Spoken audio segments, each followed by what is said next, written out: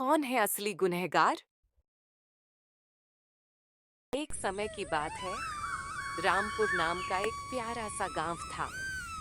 मिट्टी की खुशबू, बैलों की घंटियां और नीम के नीचे बैठी चौपाल।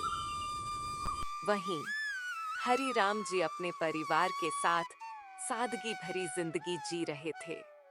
हरी राम जी के दो बेटे थे, बड़ा बेटा रघु और छोटा बेटा मोहन। रघु की बीवी कमला अमीर घर की थी, थोड़ी अकड़ और दिखावे वाली, और मोहन की बीवी गौरी सीधी सच्ची, सबका ख्याल रखने वाली थी।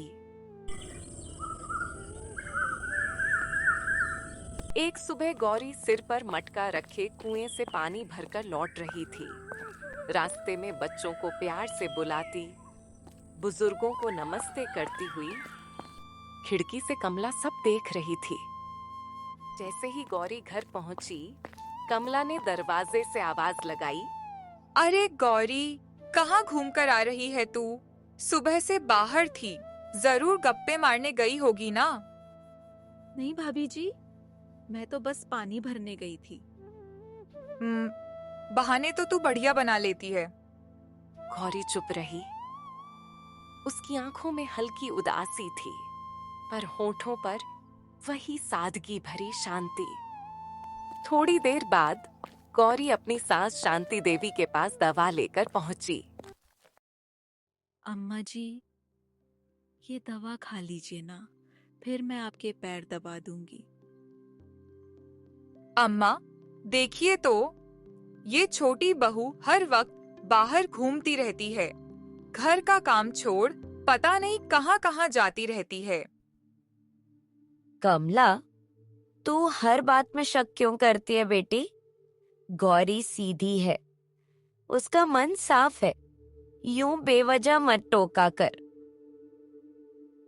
अच्छा अम्मा, अब गलती भी मेरी ही हो गई। गौरी चुप रही, बस दवा रखी और हल्की मुस्कान के साथ चली गई। कुएं के पास कुछ औरतें कपड़े धोते हुए बातें कर रही थीं। सुना तूने? आज फिर कमला ने गौरी पर ताना मारा। अरे हाँ रे, वो गौरी तो किसी से लड़ती नहीं, कमला ही है जो हर किसी पर शक करती रहती है। इतने में गौरी वहां आ जाती है।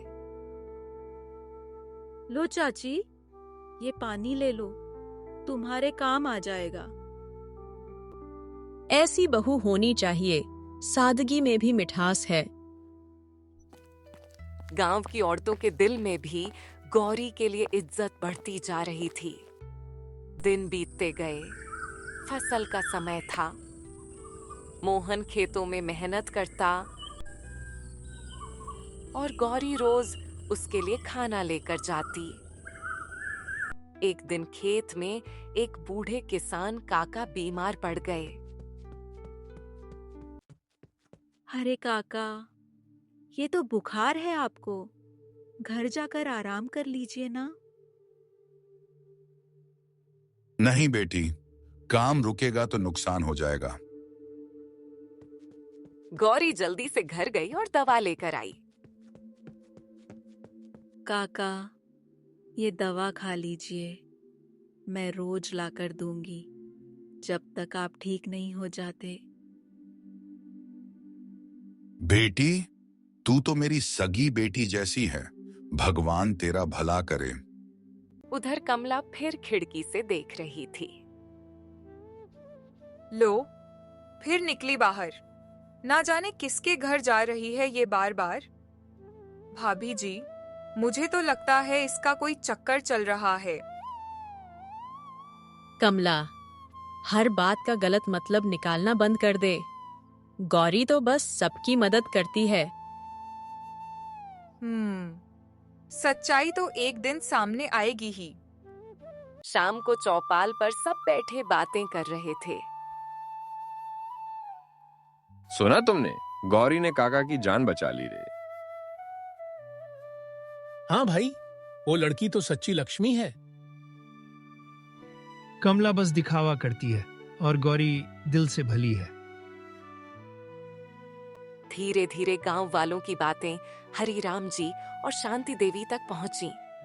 दोनों ने महसूस किया कि सच्ची इज्जत गहनों से नहीं, अच्छे व्यवहार से मिलती है। रात को कमला अपने कमरे में अकेली बैठी थी।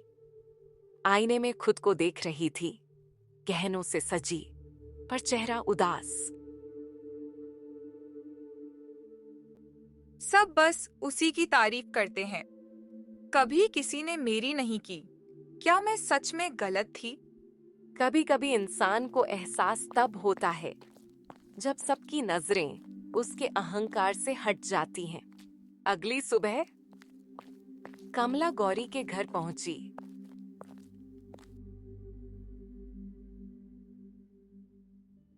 गौरी, मुझे माफ कर दे बहन। मैंने तुझे बहुत बार बिना बात के ताना मारा, पर तूने कभी जवाब नहीं दिया। आज समझ आया, सच्ची इज्जत मन से मिलती है, दिखावे से नहीं। भाभी जी, घर तो तभी घर होता है जब सब एक दूसरे को अपना माने। चलो, अब सब भूल जाओ ना। दोनों की मुस्कान में सच्चा अपनापन झलकता है। देखो, अब रामपुर का घर फिर से खुशियों से भर गया है। जहां मन साफ हो, वहीं असली लक्ष्मी बसती है। घर की शोभा गहनों में नहीं, बल्कि बहू के अच्छे व्यवहार में होती है।